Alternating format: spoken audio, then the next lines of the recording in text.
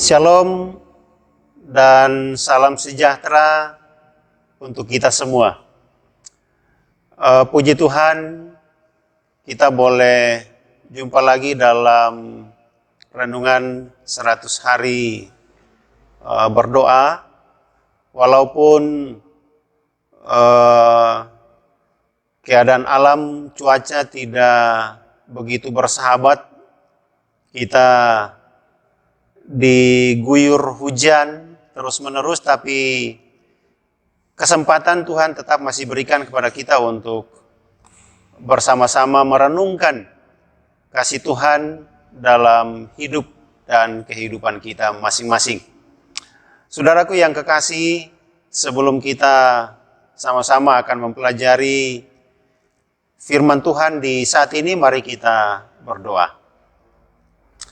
Kami senantiasa naikkan syukur dan terima kasih karena pertolongan, kasih, dan cinta Tuhan bagi hidup kami. Senantiasa kami rasakan itu dalam perjalanan hidup kami dari hari ke hari sampai dengan saat ini. Kami berada dengan tidak kurang sesuatu apapun.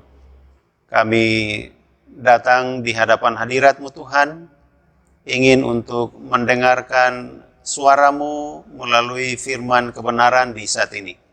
Tuhan tolong kami, berkati firman ini untuk hidup dan kehidupan kami, agar kami selalu berharap dan bergantung hanya kepada-Mu ya Tuhan. Berfirmanlah kepada kami siap menyambut apa kata firman-Mu.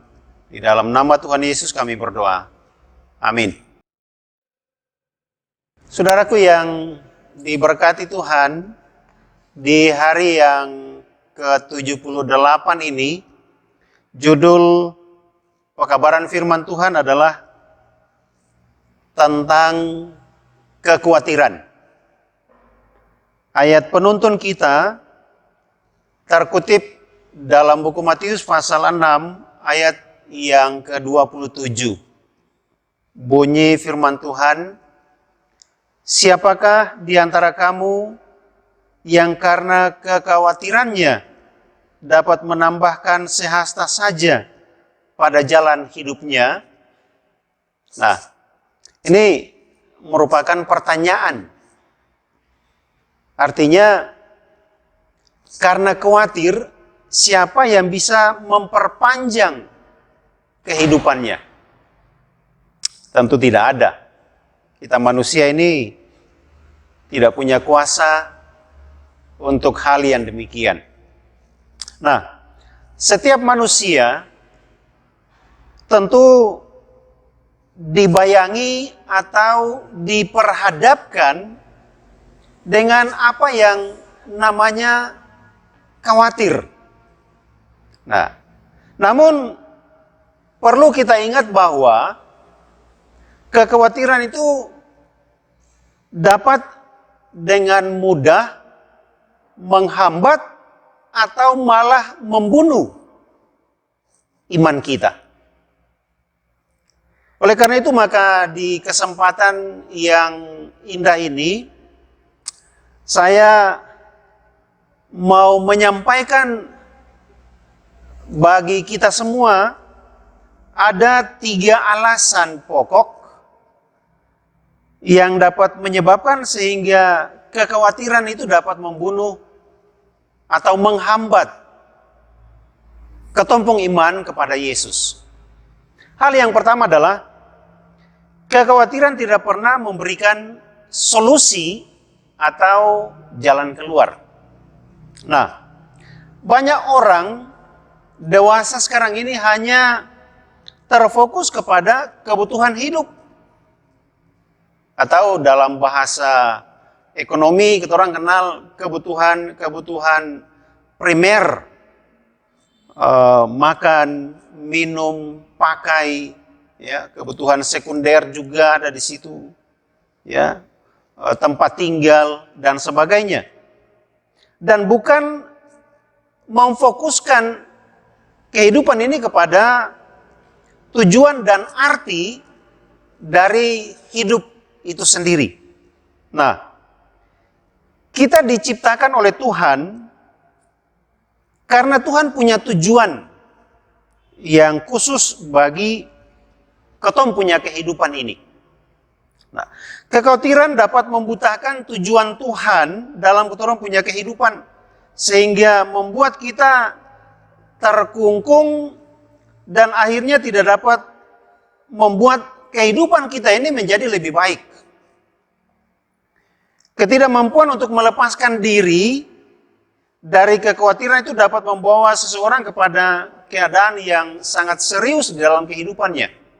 Seperti contoh, bisa saja menjadi stres, depresi, atau mungkin gangguan mental, dan bahkan sampai begitu banyak orang yang malah dapat mengakhiri kehidupannya dengan berbagai macam cara.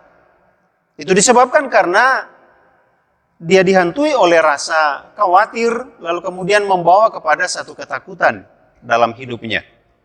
Oleh karena itu maka Yesus memberikan pengajaran khusus tentang khawatir dan melarang agar supaya sifat khawatir ini tidak boleh ada dalam kehidupan kita manusia. Dengan khawatir dan gelisah maka hidup manusia ini tidak bisa diperpanjang. Seperti yang dikatakan dalam ayat tema kita tadi. Apa yang dapat kita khawatirkan? Otomatis itulah yang sering menimpa kehidupan kita. Hal yang kedua adalah kekhawatiran tidak pernah dapat memberikan kepuasan secara batiniah. Orang yang percaya dengan sungguh-sungguh pada Tuhan dan tidak khawatir akan menyaksikan pemeliharaan Tuhan jauh melebihi bunga bakung. Janji Tuhan. Orang yang khawatir imannya sangat kecil. Dalam ayat yang ke-30. Nah, bangsa-bangsa yang tidak mengenal Tuhan, tentunya mereka bekerja lebih keras untuk mendapatkan kekayaan. Namun, kekayaan yang diperoleh itu tidak dapat memberikan kepuasan bagi hidup mereka. Kepuasan yang dimaksudkan di sini adalah kepuasan batin, seperti sukacita, ya, kedamaian, lalu kemudian di dalamnya ada ucapan syukur kepada Tuhan. Pengalaman bangsa Israel. Mereka bersungut-sungut dan tidak dapat masuk ke tanah Kanaan oleh karena khawatir dan takut mendengar informasi atau berita dari para pengintai mengenai orang-orang yang ada di sana, badannya besar, kekar, manusia raksasa. Lalu kemudian tidak mempercayai kuasa Tuhan, akhirnya banyak dari mereka, bahkan hampir seluruh dari mereka tidak menikmati sukacita di tanah Kanaan, tanah perjanjian Tuhan itu. Nah, kekhawatiran dan ketakutan itu ibarat penyakit menular yang dapat membuat seseorang hingga putus harapan kepada Tuhan. Lalu bagaimana agar supaya kita tidak khawatir? Mazmur pasal 37 ayat 5 bilang, serahkanlah hidupmu kepada Tuhan dan percayalah kepadanya dan ia akan bertindak. Hal yang sama juga dikatakan oleh Rasul Paulus. Janganlah hendaknya kamu khawatir tentang apapun juga, tetapi nyatakanlah dalam segala hal keinginanmu kepada Allah dalam doa dan ucapan syukur. Rasul Petrus juga menyaksikan hal yang sama. Serahkanlah segala khawatirmu padanya, sebab ia yang memelihara kamu. Poin yang ketiga adalah, kekhawatiran tidak pernah memberikan pertumbuhan iman. Orang yang selalu khawatir, maka ia akan terus bekerja untuk sesuatu yang sifatnya fana, yaitu harta dunia ini.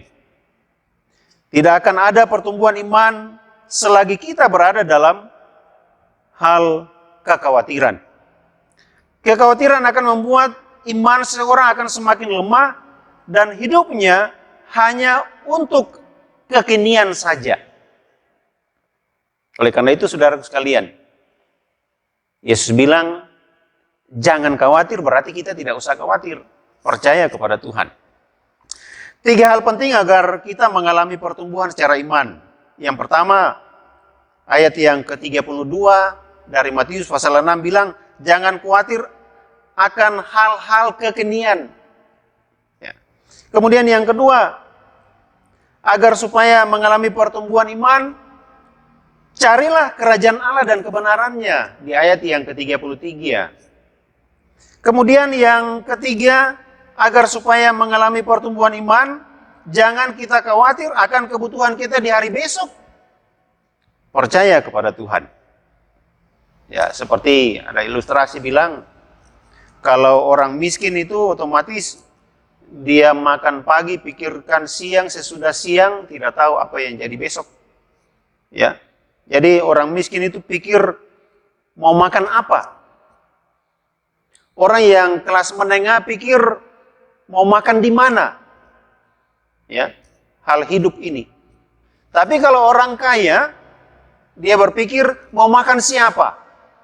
Artinya dengan kekuasaannya, dengan powernya mungkin, dia pikir ini mau peras, mau tindak, mau mengambil dari siapa lagi.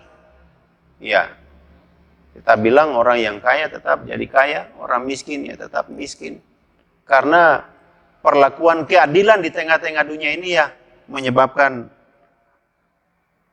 hal yang benar itu tidak dipraktikkan. Kutipan dari buku Alfa dan Omega jilid 5 halaman 412 bilang, hanya dengan menyadari akan kelemahan kita sendiri dan dengan teguh memandang kepada Yesus, kita dapat berjalan dengan selamat. Kesimpulannya bagi kita pada saat ini adalah, kekhawatiran tidak pernah akan memberikan jalan keluar. Tidak pernah ada solusi, malah menimbulkan stres, depresi, sakit kejiwaan, hingga berniat untuk mengakhiri hidup sendiri. Kemudian yang berikut, kekhawatiran tidak pernah akan memberikan kepuasan batin. Tidak pernah ada sukacita, tidak pernah ada kedamaian, bahkan ucapan syukur pun tidak pernah ada. Malah menimbulkan berbagai penyakit. Kekhawatiran tidak pernah memberikan pertumbuhan iman. Tidak mampu menghalangi kenyataan hidup, berfokus kepada diri sendiri, dan takut untuk menghadapi masa depan. Oleh karena itu, saudaraku yang kekasih, kita tidak perlu untuk mengizinkan kekhawatiran itu menguasai hidup kita, karena kekhawatiran akan melemahkan iman kita, akan menghilangkan pengharapan kita kepada Yesus, bahkan meragukan kuasa Tuhan di dalam hidup kita ini. Tuhan kiranya memberkati kita dengan firman-Nya di saat ini, menolong kita agar supaya kita tetap berharap, bergantung kepada kuasa dan kedaulatan Tuhan. Amin. Kita berdoa untuk mengakhiri renungan kita di saat ini. Mari kita berdoa. Kami bersyukur, berterima kasih Tuhan, oleh karena waktu yang Engkau berikan, kami telah pergunakan untuk mengisi kehidupan kerohanian kami ini dengan pelajaran firman-Mu di saat ini. Tuhan, tolong kami agar supaya kami tetap berharap bergantung kepadamu, hilangkan dari kehidupan kami rasa khawatir dan takut untuk menghadapi hidup ini. Kami percaya Tuhan akan bersama kami dalam menghadapi kehidupan di tengah-tengah dunia ini, lebih khusus dalam situasi kondisi yang tengah kami hadapi di saat ini. Pertolongan-Mu pasti dan janji Tuhan itu tetap kami nikmati dalam hidup dan kehidupan kami. Berkati seluruh hidup kami, berkati umat-umat-Mu yang berada di rumah atau di mana saja dalam menapaki kehidupan di tengah-tengah dunia ini. Kami percaya perlindungan, kuasa, dan rahmat Tuhan, kasih karunia Tuhan tidak pernah akan beranjak dari hidup kami, dan kami tetap mengucap syukur kepada-Mu ya Tuhan. Bapa di surga, inilah doa kami. Ampunilah kiranya salah dan dosa kami Tuhan, berkati kehidupan kami untuk selanjutnya. Kami serahkan semuanya ini hanya di dalam nama Yesus Penebus, Tuhan dan Juru Selamat kami. Amin. Demikianlah saudaraku yang kekasih, renungan kita pada malam hari ini. Tuhan kiranya memberkati dan menyertai firman ini sehingga dapat bermakna bagi hidup dan kehidupan kita masing-masing. Shalom.